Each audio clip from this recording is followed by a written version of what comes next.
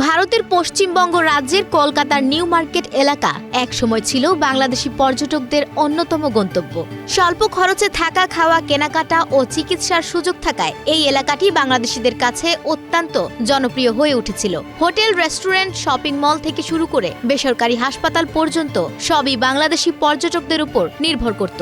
ফলে new market এলাকার অর্থনীতির বড় একটি অংশ গড়ে উঠেছিল এই পর্যটকদের ঘিরেই।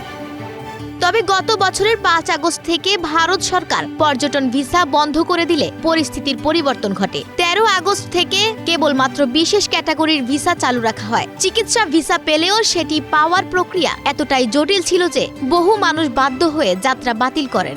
এই কারণে নিউ মার্কেট এলাকায় পর্যটন শূন্যতা তৈরি হয়। ধীরে ধীরে বন্ধ হয়ে যায় অসংখ্য দোকান ও হোটেল। কর্মহীন হয়ে পড়েন বহু কর্মচারী ও ক্ষুদ্র ব্যবসায়ী। এই অর্থনৈতিক ধস কেবল ব্যবসা বাণিজ্যেই নয়, কলকাতার চিকিৎসা খাতেও নেতিবাচক প্রভাব ফেলে।